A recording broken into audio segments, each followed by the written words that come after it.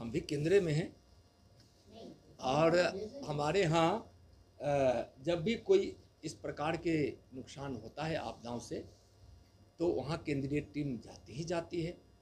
तो इस तरह के नुकसान में जब जरूरत पड़ेगी तो केंद्रीय टीम भी आएगी।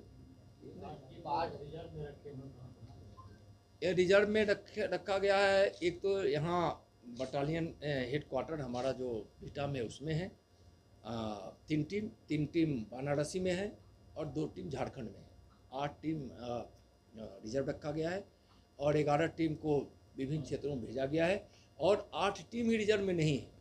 ज़रूरत पड़ने पर भुवनेश्वर को भी अलर्ट पर रखा गया है और कलकत्ता को भी अलर्ट पे रखा गया है, तो कोलकाता भी अलर्ट पे है और हम हर तरह से अलर्ट है। जरूरत पड़ेगा तो हम एयरलिफ्ट भी कहीं से जितनी जरूरत होगा उतना हम कर सकते हैं। पंचेश्वर जो आप हुई है जो कि इम्पोर्टेंट है, इंटरनेशनल मुद्दा है, तो इस मुद्दे पर बेहतर इसमें बात हो। और यह कोसी त्रासदी बिहार ने झेला है। 2023 अभी बीता है, लगभग जब मीटिंग हुई है लगभग साल भर पहले है और अपने तरफ से भारत ने सारे पहल करके नेपाल को दे दिया है। अब नेपाल अपनी उसकी समीक्षा कर रही होगी और बार बार जरूर भारत अगली बैठक के लिए चाहता है कि शीघ्र बैठक हो जाए और हम उस पर निजात पाए और नेपाल का उसमें इंतजार है। नेपाल पर हम लोग जरूर लगातार नेपाल के अधिकारियों से, हमारे विदेश मंत्रालय के अधिकारी लगातार संपर्क में है कि जल्दी से जल्द, और भारत सरकार भी नेपाल सरकार से संपर्क में है कि इस समझौते पे आए ताकि एक जो 11,500 करोड़ की राशि जो दी गई है, जब हम राशि जिन परियोजनाओं में हम यहाँ दिए हैं उसके क्रियान्वयन को भी उससे आप जोड़कर देख सकते हैं कि जब हम उधर के समझौते जो कर रहे हैं तो उसका इधर का जो भारत के हिस्से में जो काम करना है तो बिहार सरकार भी और बिहार को दिया गया है और बिहार भी उस काम को उसके साथ कोऑर्डिनेट करके कर ले। इसमें कितने दिन से मालूम है, कोविड में भी चले गए थे,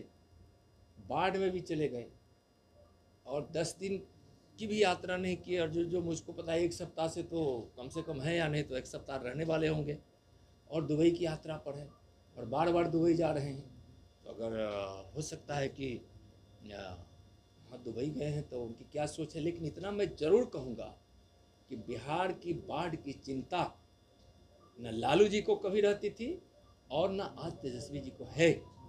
और बाढ़ की त्रासदी में जो लालू जी की सरकार ने पाप किया था, मैं पाप शब्द बोल रहा हूँ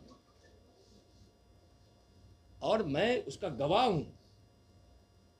जब मैं सीतामढ़ी के दौरे पे गया था तो उस समय बच्चे भूख से तड़प रहे थे और उस समय जब बिहार की उस समय की आरजेडी की सरकार, लालू जी की सरकार से जब बात किया गया तो उन्होंने तो नहीं बताया, लेकिन जो हम लोग को पता चला कि उसमें बहुत बड़े पैमाने पे दूध खरीद कर वहाँ भेजा जा रहा है। तो हम लोग को लगा कि कुछ तो सरकार कर रही है और बाद में पता चला कि कई बच्चों की मौत हो गई। शायद वह दूध पहुँच गया होता और दूध घोटाला जो 2 मुहे बच्चे के लिए, जो माँ की गोद में जब माँ के स्तन में दूध नहीं कि माँ भूखी, बच्चे रो रहे हैं, तरफ तरफ कर मर रहे हैं, मौत की नींद सो जा रहे हैं बच्चे माँ के आंचल में और दूध उन तक नहीं पहुंचा। और दूध का हुआ क्या, उस अमूल दूध का, कि सारे घोटाले कर लिए गए। और आप लोग से मैं तो जरूर आग्रह करूंगा कि उस समय का पन्ना उलट कर देखिए आप प्रेस का, ये घोटाला हुआ था, दूध घोटाला। किस वर्ष की घटना थी? ये वर्ष तो अंदाज नहीं है, लेकिन हम उस समय ये वर्ष लालू जी की सरकार की है और हमको 2090 से 95 के बीच का या कुछ उसी समय की सरकार की है। आप तिथि आपको आपके रिकॉर्ड में होगा। ये क्या सीतामढ़ी में ऐसा? मैं सीतामढ़ी दौरे पे देखा, वह पूरे बाढ़ के लिए बिहार में, और तिथि तो हम आप लोग के पास होगा, तिथि वर्ष भी होगा। और उस समय आप लोगों ने ही दूध घोटाले के विषय में बड़ा पर्दाफाश किया था और उसमें कई अधिकारी फंसे, कई अधिकारी जेल गए। संजोग है कि वो अधिकारी इस दुनिया में नहीं है, लेकिन आज उस समय के सरकार के नेता लोग हैं और बहुत बड़ा उन्होंने पाप किया था, और उस पाप करने वालों का कहीं न कहीं ईश्वर तो देखता है। गरीबों की आज जाती है, लगती ही है। इसमें उस समय के घोटालों को मैं याद कराना चाहता हूँ। तो क्या बोलेंगे, बाढ़ के समय बच्चों के दूध के घोटाला करने वाली सरकार आरजेडी, उस समय के दूध घोटाला करने वाली पार्टी और उस पार्टी के नेता श्रीमान लालू जी के पुत्र तेजस्वी जी बिहार में बाढ़ है और उस समय दुबई की यात्रा कर रहे हैं, तो शायद किसी को बताने की जरूरत नहीं है कि वह व्यक्ति के मन में और मिजाज में क्या है। बिहार से कोई मतलब नहीं है, आजकल उनको दुबई से ज़्यादा मतलब रहता है। लालू जी बार एनडीआरएफ के सीओ साहब हैं, आप परिचय एक बार अधिकारी का। मैं सुनील कुमार सिंह, कमांडेंट एनडीआरएफ हूँ और मेरी बटालियन बिहार और झारखंड दोनों राज्यों में आपदा से जुड़े जो विषय हैं उनको देखती है। मेरे राइट में है मिस्टर अश्विनी कुमार, ये डिप्टी कमांडेंट हैं और बटालियन के ऑपरेशंस को देखते हैं। मेरे लेफ्ट में है श्री संतोष कुमार, असिस्टेंट कमांडेंट, ये भी ऑपरेशंस को देखते हैं। शुरू करें। सबसे पहले तो आप लोगों को बहुत बहुत धन्यवाद। बाढ़ की स्थिति बिहार में बनी हुई है। कुछ इलाके में बाढ़ अपना प्रभाव दे चुका है, यानी प्रभावित हो चुका है। बिहार सरकार बहुत तत्परता के साथ बाढ़ की स्थिति से निपटने के लिए पूर्व में ही तैयारी कर रखी थी। जैसे ही अनुमान लगाया गया बाढ़ की, वैसे ही बिहार के माननीय मुख्यमंत्री नीतीश कुमार जी ने अपने अधिकारियों की सारी छुट्टियों को रद्द किए, आपातकालीन मीटिंग की गई और बाढ़ नियंत्रण के लिए जितने भी अवयव हैं सारी संस्थाओं को लगा दिया गया। एनडीआरएफ उसमें बहुत महत्वपूर्ण भूमिका निभाती है। आप सबको पता है कि एनडीआरएफ के प्रति एक इतना बड़ा विश्वास पूरी दुनिया को, भारत को और बिहार को जगा है, यह सबको ज्ञात है। हमारी एनडीआरएफ की टीम यहाँ हर आपदा में बिहार के लोगों को सहयोग करने के लिए तैयार रहती है। अभी 8 टीम को रिजर्व में रखा गया है और 11 टीमें अभी बाढ़ प्रभावित क्षेत्रों में भेज दी गई और 11 टीमें विभिन्न स्थानों पे हैं। जैसे आप चंपारण के क्षेत्र में हैं, पूर्वी बिहार में हैं। पूर्वी बिहार मतलब कि उत्तर बिहार का जो पूर्वी हिस्सा है, क्योंकि कोसी में और गंडक में अभी बाढ़ के खतरे को ज़्यादा बताया गया है, तो गंडक प्रभावित क्षेत्रों में और कोसी प्रभावित क्षेत्रों में भी भेजा गया है। बिहार में एनडीआरएफ का हेडक्वार्टर जो क्षेत्रीय बिहार और झारखंड का आपको पता है बीटा में है। एक अपना केंद्र बाजार समिति जहाँ पहले हुआ करता था दीदारगंज, वहाँ है, और एक अपना सेंटर सुपौल को भी बनाया गया है चकी है। अब 11 टीमें लगाई गई हैं और 8 टीमें रिजर्व हैं। जो 3 टीमें हेडक्वार्टर में भी है, 2 टीमें झारखंड में भी रखी गई है और 3 टीम को अलर्ट करके रखा गया है बनारसी में। इसके साथ साथ अगर ज़रूरत पड़ गया बिहार को बाढ़ से निपटने के लिए, लोगों के सहयोग के लिए, तो फिर पुरी से भी, भुवनेश्वर से और पश्चिम बंगाल से भी हम एयरलिफ्ट करके हम यहाँ लाने की पूरी तैयारी कर रहे हैं।